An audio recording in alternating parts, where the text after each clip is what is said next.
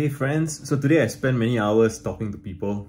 Specifically, I did a 3-hour stream on Twitch with my friend Michael, and then I just did a podcast with another friend Nicholas for an hour and a half. So it's a total of 4.5 hours, and that was my day basically. I had to wake up early for the podcast. No, sorry, for the stream. I had to wake up early for the stream, and so I then took a nap afterwards, and then kind of hung out, sat around, then did the podcast. And it's interesting to spend so much time talking to people because I feel like, in both of these cases, these are people that I have shared interests with, and they were asking me a lot of questions. And it's very satisfying for me to be able to sit and answer someone's questions in conversation, because I feel like, especially if they know what I'm about, roughly at least. And so when I'm explaining myself to them, it's not like I'm explaining everything. There's some shared common ground. And so for today's video, I guess I just wanted to quickly talk about talking as a social technology. And that's a kind of tedious way of putting it, but just talking as a way of figuring things out, figuring yourself out, figuring your ideas out.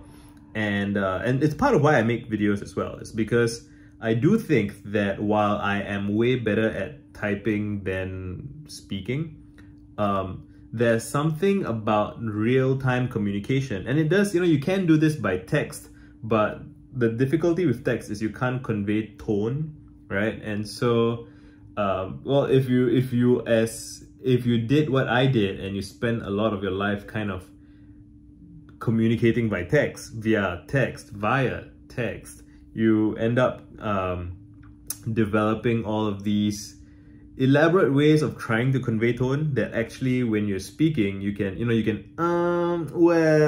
do those kind of things that convey uncertainty. Or you can use like brackets and literally describe your emotions or describe your hesitance or hesitates or whatever. I'm sleepy, so I can't think super clearly, but I want to make sure that I publish a video every day. And I had recorded a bunch of my past few videos, like multiple videos a day. So I was scheduling them kind of one day at a time. So I think I recorded about 3 videos on one day, scheduled them one for each day, recorded another 3 videos in one day, scheduled them one for each day. So, and then now I ran out of videos, so I got to start making them again.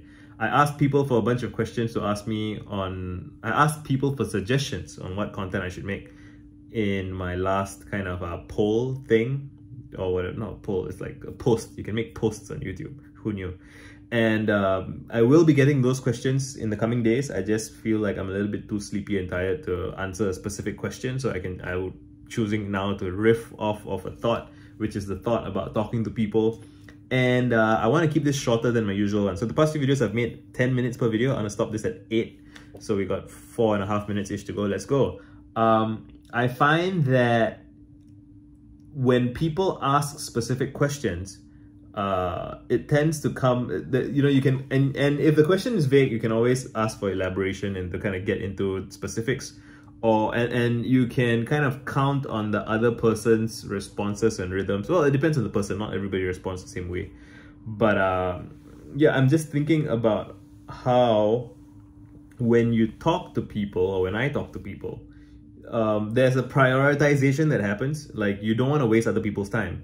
And it's funny to think about, because my first like 100 videos or so, my videos were half an hour long, 40 minutes long, and sometimes an hour long. And I don't regret that. I feel like I wanted to kind of just fill up time and fill up space and be comfortable taking up that much space. And I do think that that was a useful skill to develop, but it's not great for, most people don't watch videos that long, right? Especially if you're not like famous, or you're not, kind of a proven entity, right? And so the smart thing to do if you're trying to produce content on YouTube for people to watch is to make shorter videos.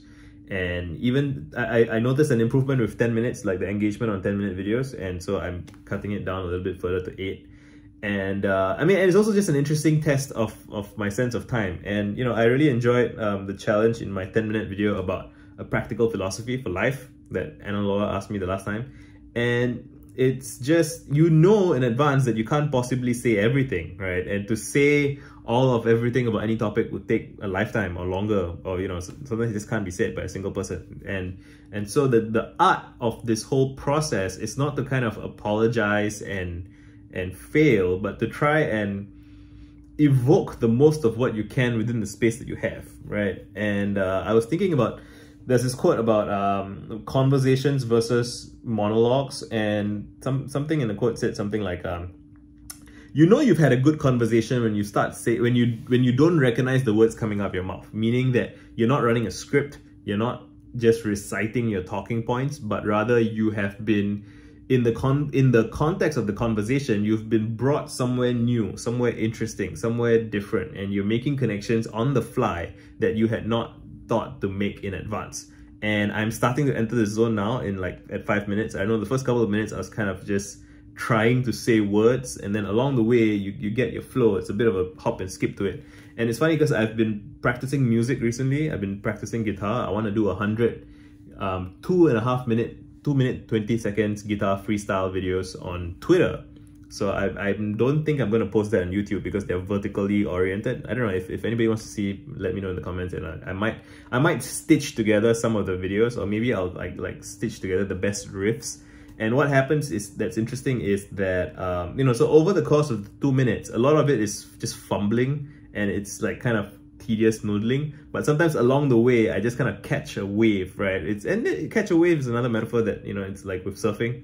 Sometimes you catch a good wave, and then in that zone, in that space, you might do something interesting. And that is, I think, the fun of tweeting. It's the fun of making these short videos as well.